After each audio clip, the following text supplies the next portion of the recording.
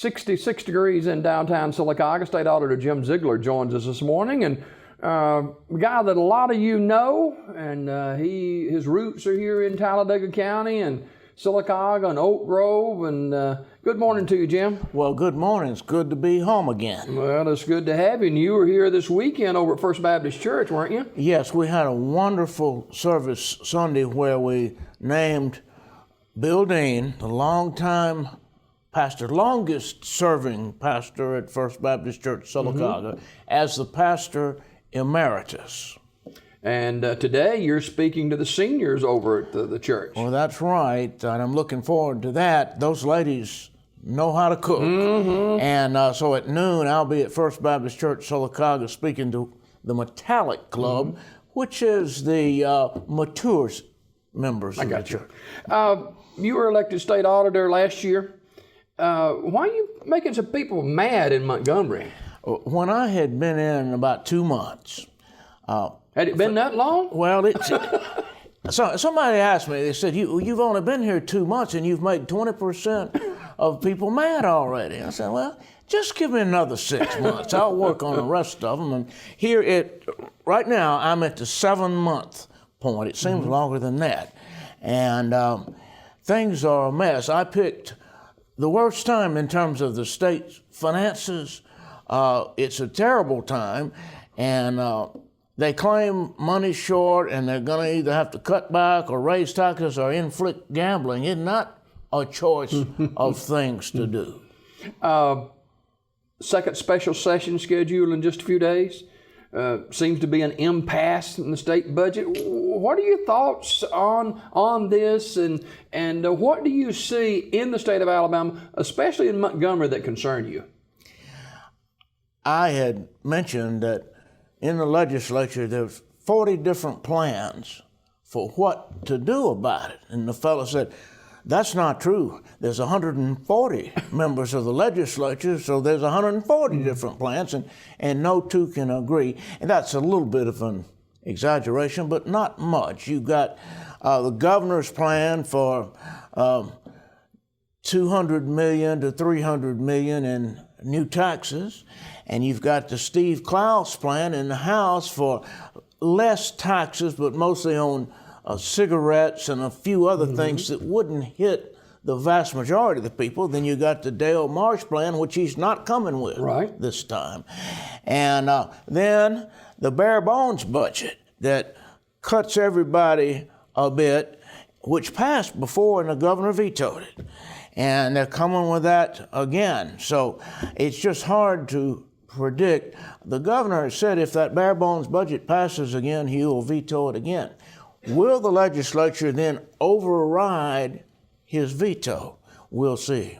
There's concern and conversation. I know yesterday, talk about the licensing departments closing down, all except 4 if things don't go right. The state park scheduled to speak today, representative of the state parks, about the concern about state parks closing. Some of that is political threatening. Is it rhetoric a little bit? Some of it is. For instance, on the state parks, the money to run those parks, 85 to 90% of it is generated internally by the admission fees and the sales and the hotels and the camping fees and such. You can come up with the other 10% of the money to keep all those state parks open. I can show them where they can save on the cost of running the parks and adjust some of the fees so that those who are using it can keep it open without the tax increases. And I just do not want to see Cheehaw and Lake Guntersville State Park closed because the governor's tax increase didn't pass. They can keep them open. How are they going to fix this?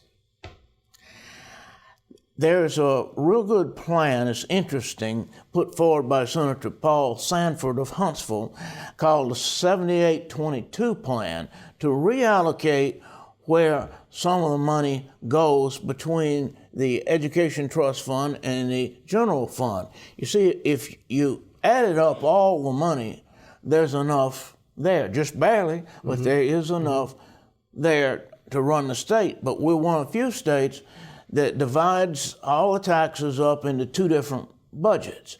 And the 78-22 plan would not stop that. There would still be two budgets. That would be politically hard to pass, but it allocates where the monies go, and it can be adjusted each year, and that needs to be looked at. Also, in each department, there's waste, there's savings opportunities. You got one employee over here who's overworked and one over here with very little to do. We need a complete management audit of the entire state government. We can find the savings. Even though Senator Marsh, is it Senator? That's Dale correct. Marsh has taken the gambling proposal off the table for the second special session. Do you see this coming back? Yes, we will likely see his plan in the February 2016 regular session of the legislature. The problem he's got now is because the budget so overshadows everything else, he knew he had difficulty getting it even started. But we'll see it again. Whether he's got enough support to pass it in both houses, I don't know. It would be a constitutional amendment, a referendum the people would be able to vote on, so the governor, who's against it, will not be able to veto it or sign it. It would simply go from both houses of the legislature, if passed, to the people for a vote. Right now, I don't think the support is there for it.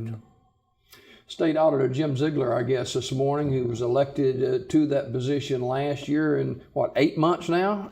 7 months on the job. Yeah, and correct me if I'm wrong, when you came into office, you elected not to drive a vehicle supplied by the Alabama government. Why?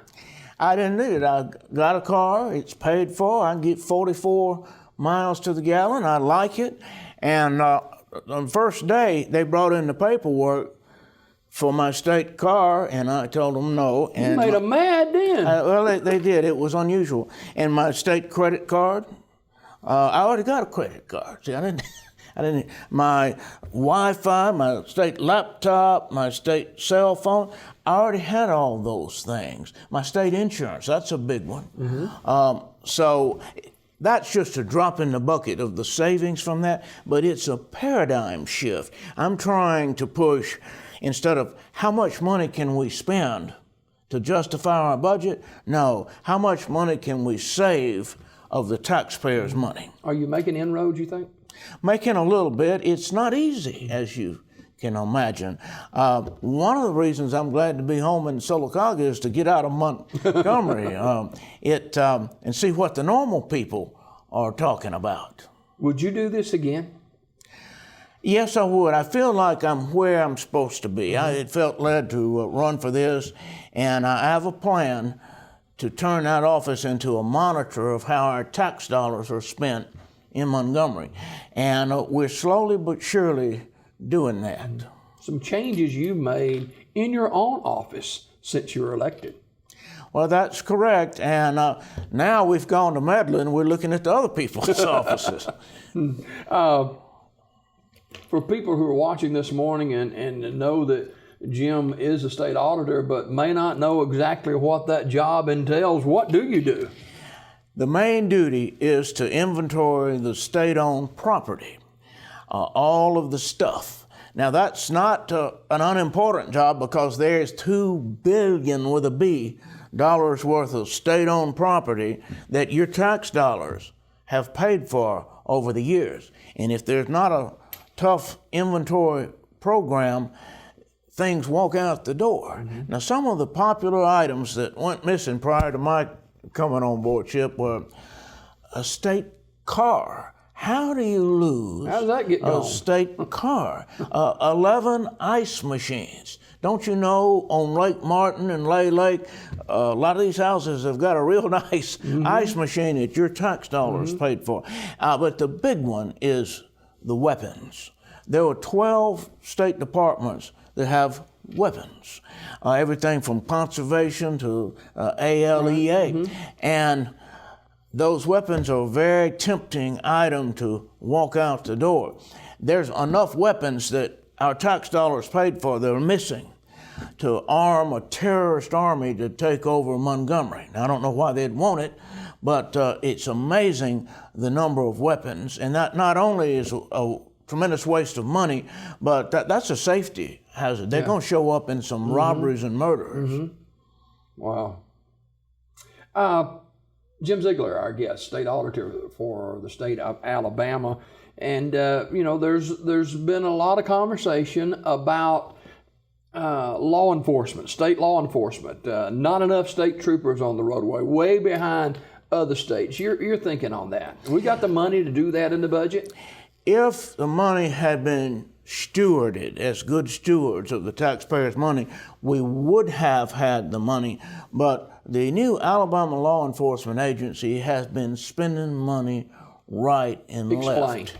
Example, with all those state trooper cars and others, instead of changing the logos to the new ALEA as you retire those cars and get new cars, they went ahead and spent hundreds of thousands and just changed them all at one time, and then turn around and say, well, now we're going to have to lay off 99 more state troopers. Another thing, a number of things have been paid for under what's called emergency appropriation, and they just were not emergencies. That was a convenient thing to use, an easy thing to use for more money.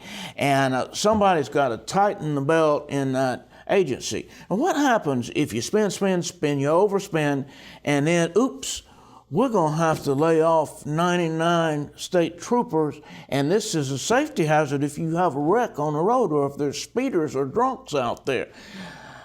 The fact that they lost the money, they wasted it, and now they've got an emergency, it was kind of self-created or self-inflicted. Now, that's got to stop. We've just got to be better stewards of the taxpayers' money. Governor Robert Bentley, in his second term as governor from the state of Alabama, is he making progress? Does he and the legislature get along? Do you get along with Governor Bentley? The answers to those are no, no, and no.